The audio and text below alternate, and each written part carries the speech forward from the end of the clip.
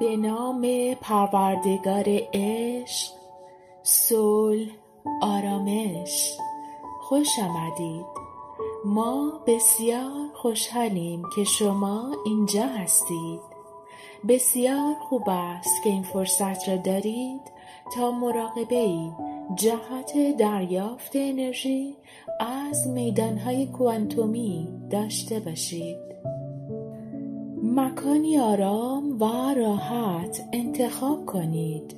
نور ملایم و دمای مناسب را تنظیم کنید.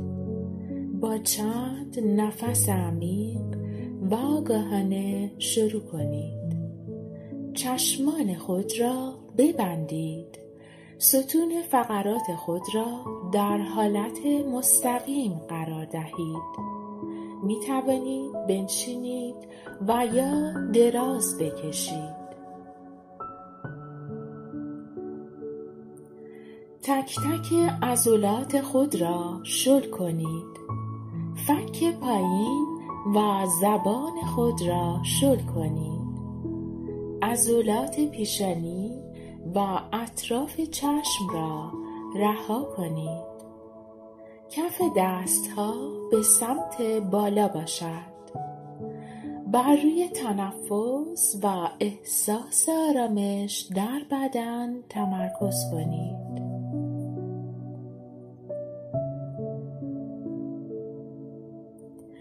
به دنیای آرامش و آگاهی خوش آمدید.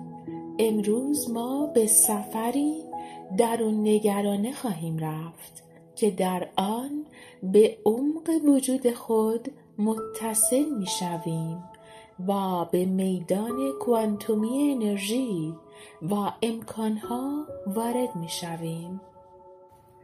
در این لحظه همه چیز ممکن است و شما در مرکز این امکانها قرار دارید. با هر نفس عمیق اجازه دهید که تنش‌ها و نگرانی‌های روزمره از شما دور شوند. به یاد داشته باشید که شما خالق واقعیت خود هستید و با قدرت تفکر و احساسات خود می توانید دنیای جدیدی بسازید. در این مراقبه ما به تجسم خواسته هایمان خواهیم پرداخت و با احساس قدردانی و عشق به انرژی مثبت متصل خواهیم شد. بیایید با هم به این سفر بپردازیم و به یاد داشته باشید که در این لحظه شما در حال ایجاد آینده‌ای هستید که آن را آرزو دارید. اکنون با آرامش و آگاهی به درون خود سفر کنید و به قدرت بیپایان وجودتان متصل شوید.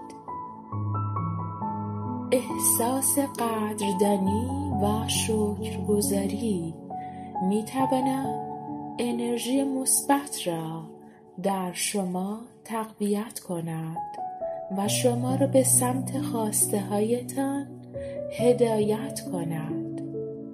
با چند نفس عمیق شروع کنید.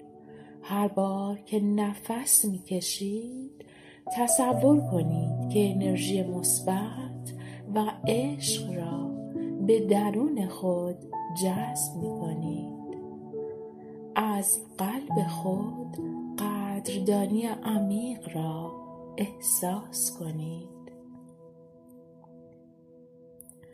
این احساس را در تمام بدن خود پخش کنید و اجازه دهید که انرژی مثبت شما را پر کند. به چیزهایی که در زندگیتان دارید فکر کنید.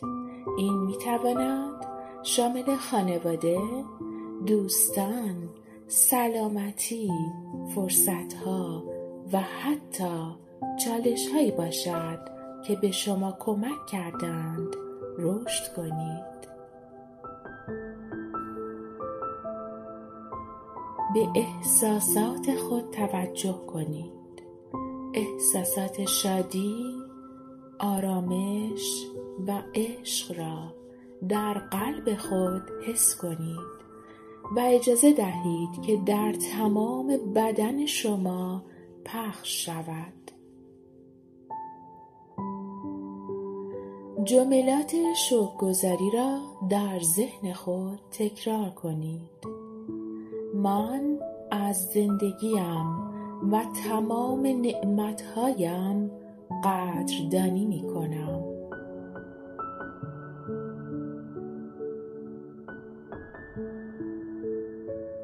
من شایسته عشق و خوشبختی هستم.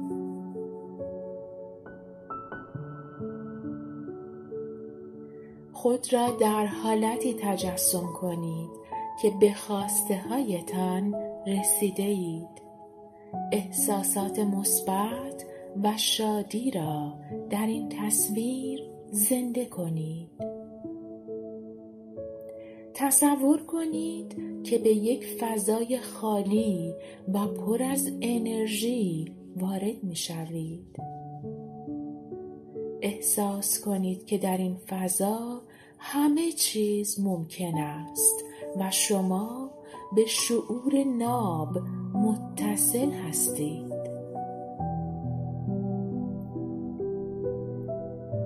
احساسات خود را بررسی کنید.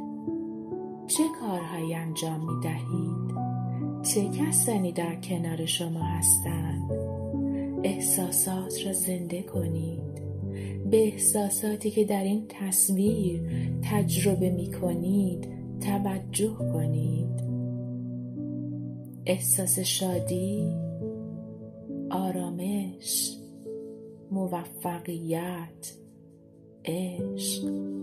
این احساسات را در خود زنده کنید و اجازه دهید که شما را پر کند. تصور کنید که این آینده در حال حاضر در زندگی شما وجود دارد. احساس کنید که در حال زندگی کردن در این واقعیت هستید و تمام جزئیات آن را تجربه کنید.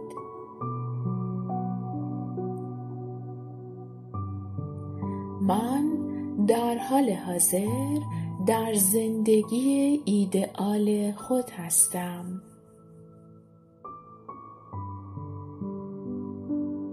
من به تمام خواسته هایم دست یافتم.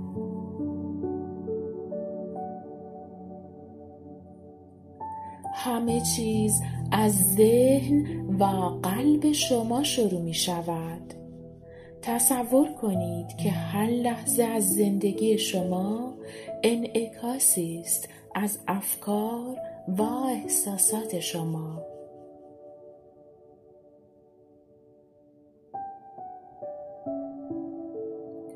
گویی شما نه تنها یک موجود انسانی هستید که در جهانی از پیش تعیین شده زندگی می کنید، بلکه خالق اصلی این جهان هستید. شما می توانید ذهن، بدن و حتی واقعیت بیرونی خود را بازآفرینی کنید. ذهنی که خود را بازنویسی می کند. مغز شما مانند پلاستیک است، نه به این معنا که بیروح باشد، بلکه به این معنا که مغز شما انعطاف پذیر است و می تواند هر لحظه تغییر کند.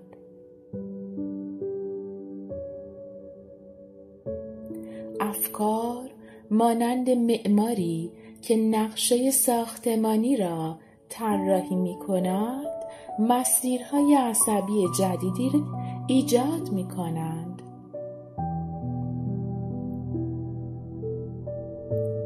تصور کنید که هر فکری یک دانه است. اگر این دانه با احساسات آبیاری شود، ریشه میگیرد و به بخشی از خود شما تبدیل می شود. مغز شما به معنای واقعی کلمه مانند یک باغ انعکاسی از بذرهایی است که شما هر روز در آن می‌کارید.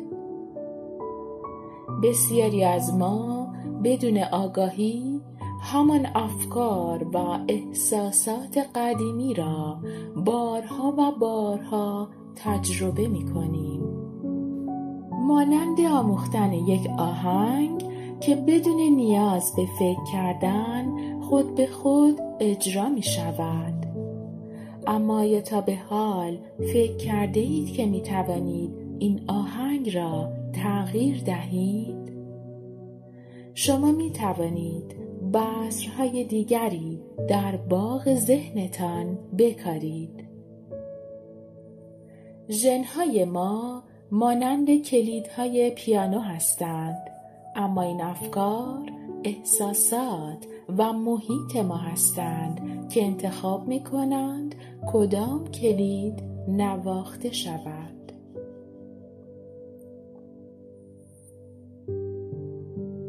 اگر بتوانید افکار شجاعانه و احساسات قدردانی را در خود تقویت کنید، بدن شما شروع به تولید پروتئین هایی می کند که سلامتی و شادی را تقویت می کند.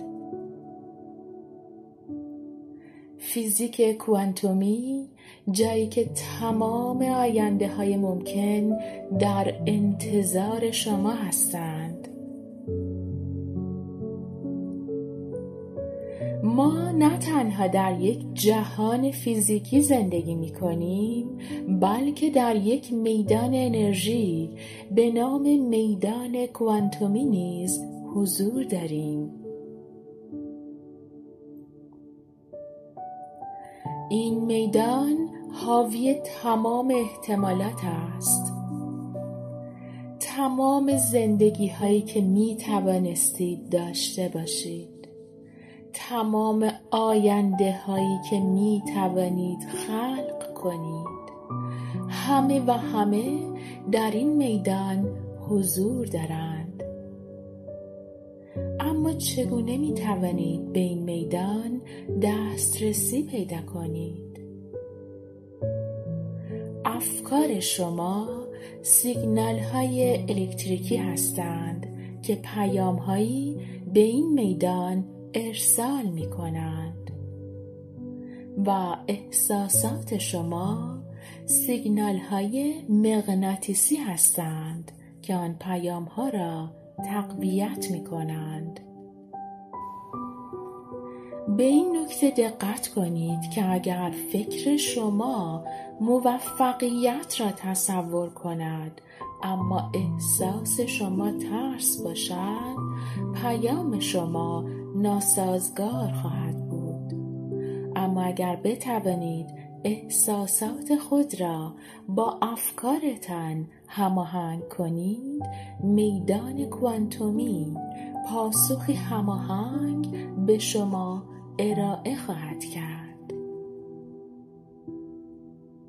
رهایی از زندان گذشته نخستین قدم به سوی آینده نوین است.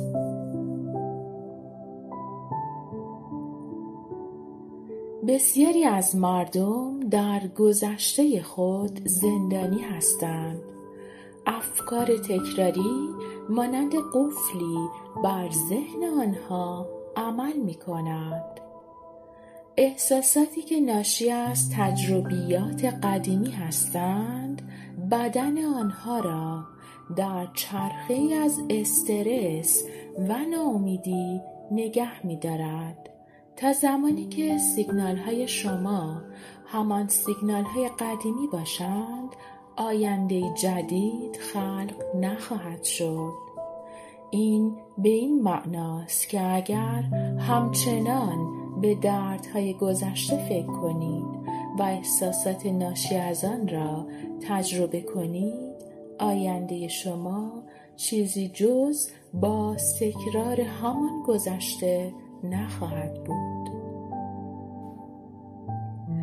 ما نه قربانی گذشته هستیم و نه زندانی ژن‌هایمان. ما موجوداتی خلاق هستیم که می توانیم با تغییر افکار، احساسات و انرژی خود جهان بیرونمان را تغییر دهیم. اگر امروز تصمیم بگیرید که از گذشته جدا شوید، به لحظه حال بازگردید و با شوق و قدردانی به آینده جدید نگاه کنید. هیچ چیز نمیتواند شما را متوقف کند. شما به اندازه یک فکر و یک احساس با آینده بی‌نظیر فاصله دارید. زندگی شما مجموعی از انتخاب‌ها، افکار و احساساتی است که هر روز آنها را تکرار می‌کنید. اگر امروز همان افکار دیروز را داشته باشید، همان احساسات دیروز را تجربه خواهید کرد و همان اعمال دیروز تکرار می‌شوند. آنگاه زندگی شما نمی‌تواند چیزی جز نسخه ای از گذشته یا دیروزتان باشد. اما لحظه‌ای تصور کنید که قدرت خلق هر آنچه را که می‌خواهید در اختیار دارید. تصور کنید که فکر شما بذر یک امکان جدید است و هر احساسی که در قلبتان ایجاد می‌کنید آبی است که این بذر را رشد می‌دهد. این باور خارق‌العاده نیست که شما خالق دنیای خود هستید؟ لحظه حال تنها جایی است که قدرت واقعی شما در آن وجود دارد. گذشته چیزی جز بازتاب افکار تکراری شما نیست و آینده چیزی نیست جز آنچه امروز خلق می‌کنید. وقتی در لحظه حال زندگی کنید و انتخاب کنید که دیگر افکار محدود کننده گذشته را به همراه نداشته باشید، در واقع درهای امکانهای بی نهایت را به روی خود می گشایید.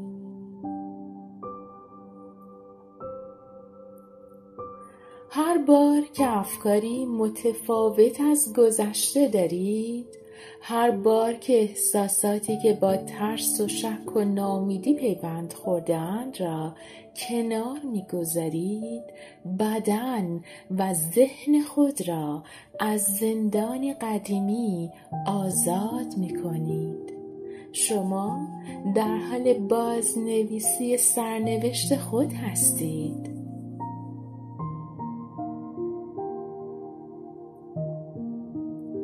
جهان آنچه را که شما هستید به شما باز می‌گرداند، نه آنچه را که صرفاً می‌خواهید. این جمله به این معناست که خواستن به تنهایی کافی نیست، زیرا خواستن معمولاً از مکانی از کمبود یا فقدان نشأت می‌گیرد. اگر شما بگویید من ثروت می‌خواهم، در واقع دارید به جهان این پیام را می‌فرستید که من اکنون ثروتمند نیستم. این احساس کمبود ارتعاشی از نارضایتی و نیاز ایجاد می‌کند که به میدان کوانتومی ارسال می‌شود. پس جهان به شما همان انرژی را باز می‌گرداند، فقدان ثروت. اما اگر بتوانید از نظر ذهنی و احساسی به حالتی برسید که گویی ثروت همین حالا بخشی از زندگی شماست، انرژی متفاوتی ارسال می کنید. راز در این است که ابتدا احساس ثروت را درون خود ایجاد کنید، حتی اگر در واقعیت بیرونی شما هنوز آن را تجربه نکرده اید. این بدان معنا نیست که خودتان را فریب دهید، بلکه به این معناست که باید ذهن و بدنتان را برای پذیرش انرژی ثروت آماده کنید. می‌دانید چرا این روش کار می‌کند؟ وقتی شما احساس ثروت را قبل از تجربه آن در دنیای بیرونی ایجاد می‌کنید، ذهن و بدن شما به این باور می‌رسند که ثروت همین حالا بخشی از زندگی شماست. این باور مغز شما را برنامه ریزی می کند تا به دنبال فرصت‌های جدید باشد. بدن شما را در حالت پذیرش قرار می دهد و انرژی شما را به سمت فراوانی تغییر می دهد. این شیوه به ما می آموزد که فقیر بودن در لحظه حال دلیلی برای فقیر ماندن در آینده نیست. شما می توانید با تغییر ارتعاشات ذهن و احساسات خود جهان را وادار کنید تا به شما پاسخی جدید دهد. شما ثروتمند نمی شوید چون می خواهید شما ثروتمند شوید. شما ثروتمند می شوید چون باور دارید که همین حالا ثروتمند هستید. پس از امروز شروع کنید. قدردانی کنید. تجسم کنید. احساس کنید و اقدام کنید. فرقی نمی کند برای عشق باشد، برای ثروت باشد، برای ارتقای شغلی باشد.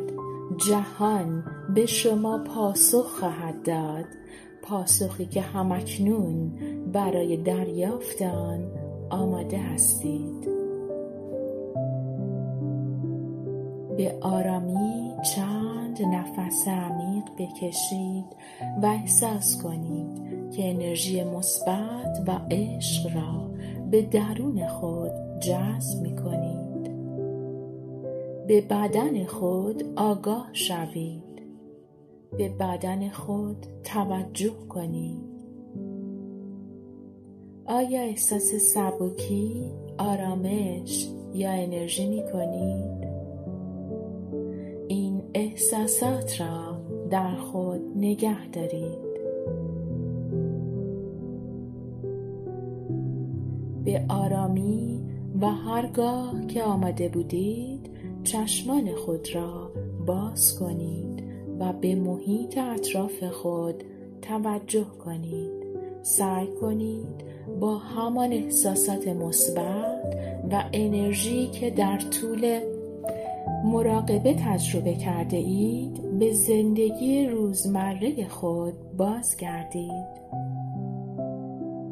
قبل از اینکه از حالت مراقبه خارج شوید، چند لحظه به احساسات و تجسم‌های مثبت خود فکر کنید و آنها را در ذهن خود تثبیت کنید.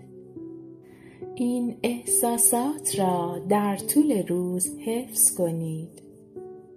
با تداوم در انجام این مراقبه دریافت کننده انتخاب‌هایتان باشید.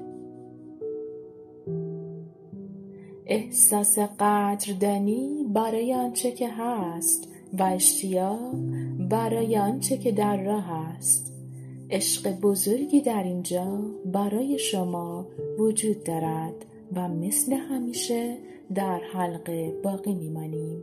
در پناه نور و عشق الهی باشید.